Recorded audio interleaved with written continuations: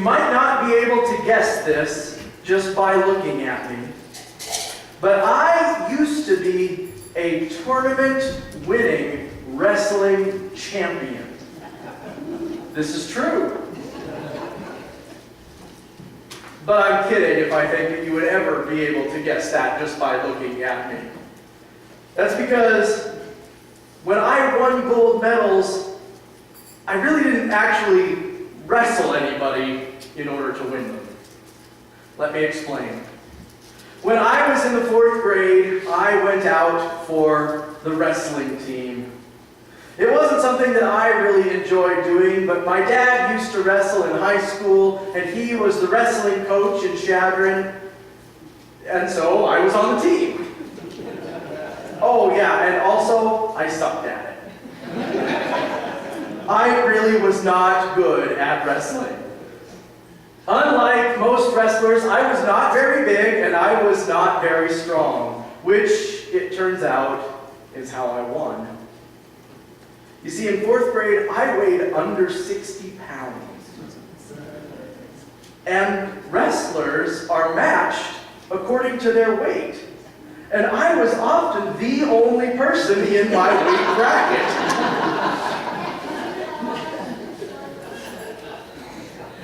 Now, when you are the only person in your weight bracket, you have two choices. Two choices. The first choice is you can voluntarily choose to wrestle in the next weight bracket up, or sometimes in my case it's 2 weight brackets up, where there would be someone to wrestle against, or you can simply win your weight bracket and take home a gold medal. And I really did not enjoy wrestling, and when I did wrestle, I almost always lost. And so most of the time, I chose to take my gold medal and go home. The only problem, of course, was that I never got any better. I never got any stronger. I never learned any of the skills, the speed, and the coordination. I never developed the strength needed to beat an actual opponent. As I got older, I started to catch up with the other kids, weight-wise. And suddenly there were people in my weight bracket most of the time. And I stopped taking home gold medals when I actually had to wrestle people.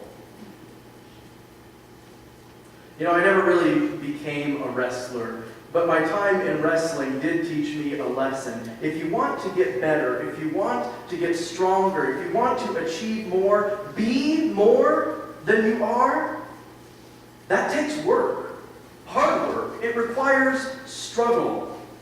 It is only when we compete against someone better than ourselves that we ourselves get better.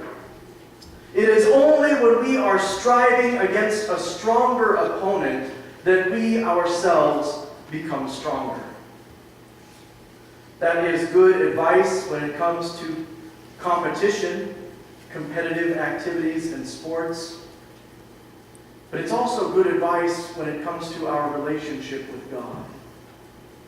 It is in striving with a God who is so much greater, so much more powerful, so much wiser than ourselves, that we are stretched and shaped into the people that we are supposed to be, that we were always meant to be.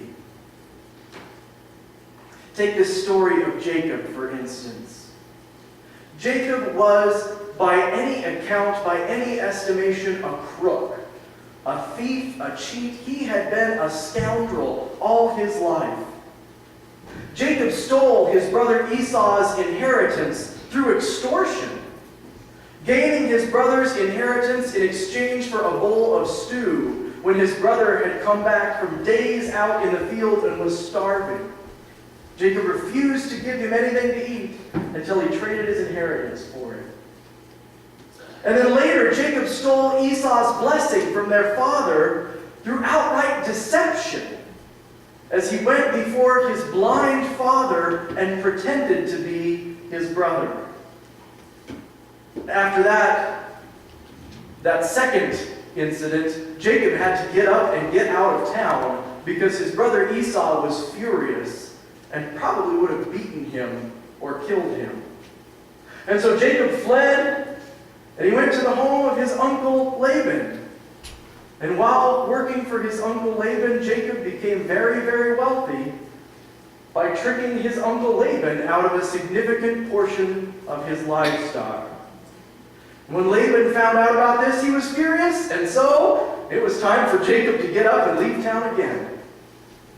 And that is where this story in Genesis takes place, as Jacob is once again on the run, running from the people that he has cheated, running from his past. And that is when Jacob meets God, face to face. Only God does not come to Jacob as some sweet, forgiving presence. No, rather, God comes as this mysterious adversary in the middle of the night, appearing out of nowhere to accost Jacob in a wrestling match.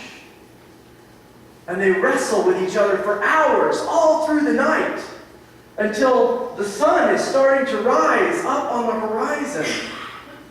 And when Jacob refuses to let go, God eventually knocks Jacob's hip out of joint. And still, Jacob refuses to let go until he has received God's blessing. He is determined to hang on to God, to pursue the truth, whatever the cost. The blessing that Jacob receives includes a new name, Israel, the one who strives with God.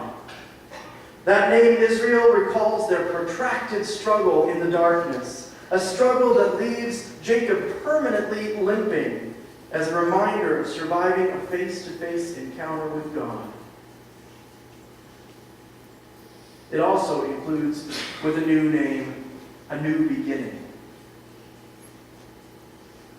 Over the years as a pastor, I have been privileged, I have been blessed to walk with people through some of the darkest times in their lives. What is commonly referred to as a crisis of faith. These are times in people's lives where they really do feel like they are wrestling with God. And sometimes it comes in the midst of dark and difficult times, when the faith that people thought that they had, they suddenly realize isn't enough to get them through whatever challenge they might be facing. It isn't enough to keep them calm in the midst of life's raging storms. But sometimes these crises can happen in the most ordinary of times. When a person simply stops believing in one little piece of Christian doctrine or dogma, and suddenly they find that without that one little piece, the rest of their beliefs are falling down one after the other like dominoes, or unraveling like a piece of fabric. Personally, I have been through both experiences. But I don't like to call these times crises of faith. I prefer to call them opportunities. Because it is in these times that we can go deeper into our faith, that we can live into a more authentic faith, if only we will follow the example of Jacob in this story and not let go of God, no matter how difficult the struggle, no matter how much it hurts. Jacob wasn't strong enough to defeat God. That was never the point. All Jacob had to do was endure, not let go. The point was that by wrestling with God, Jacob himself became stronger. After being overpowered and overwhelmed by God, Jacob then had the strength to have a new beginning to his life, to be reunited with his brother Esau, and to seek his brother's forgiveness, and to start to live a new life of integrity and honesty, leaving those old ways of trickery and cheating behind. And that is what I love about the United Church of Christ. What I have always loved is that this is a church where we experience the freedom to wrestle with God. We can question some of our long-held assumptions, and in so doing, we can go deeper into the mystery that is God. And when we wrestle with God, we can rely on the strength of our church, of our community of faith, to help us to hang on and to not let go. You know, in our weekly small group Bible studies, we have started reading the book of Acts.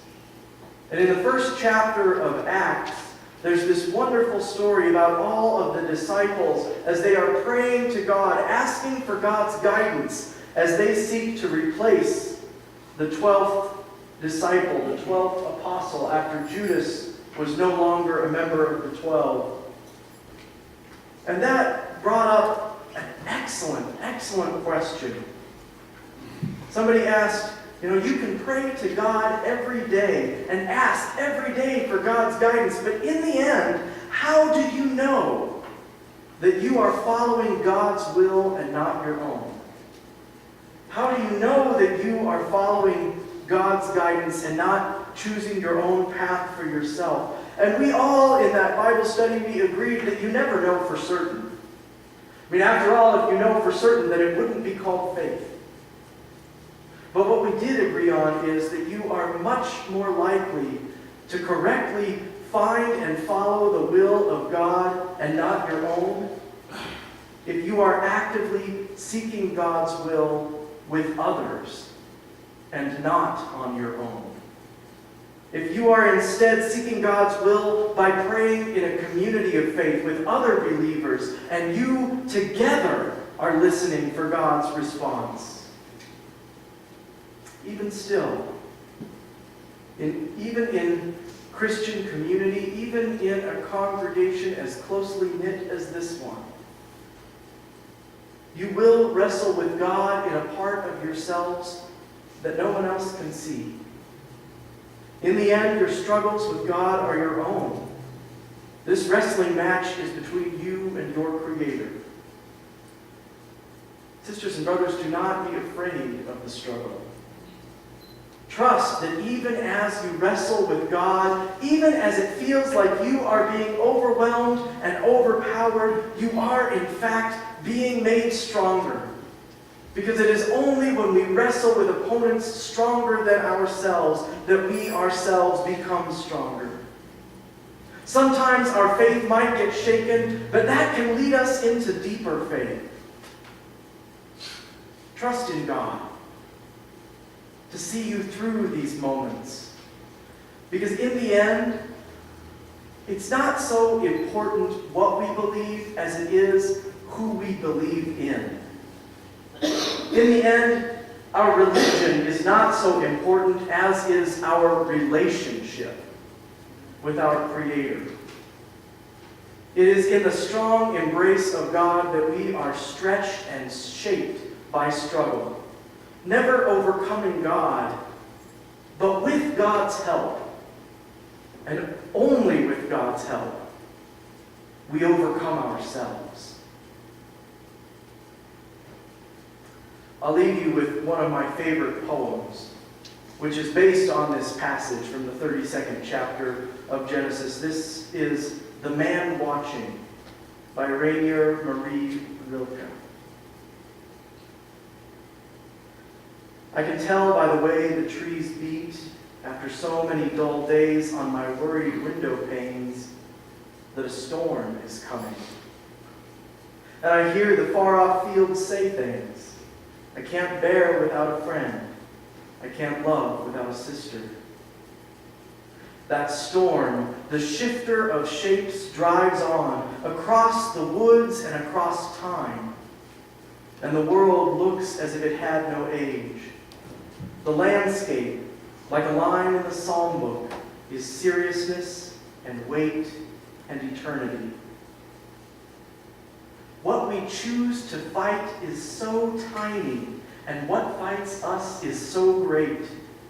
If only we would let ourselves be dominated, as things do by some immense storm, then we ourselves would become strong too, and we would not need names. When we win, it is with small things, and the triumph itself makes us small. What is extraordinary and eternal does not want to be bent by us. I mean the angel who appeared to the wrestlers of the Old Testament. When the wrestlers' sinews grew long like metal strings, he felt them plucked under his fingers like chords of deep music. Whoever was beaten by this angel went away proud and strengthened and great from that harsh land that needed him as if to change his shape. Winning does not tempt that man. This is how he grows, by being defeated decisively by constantly greater beings. Amen.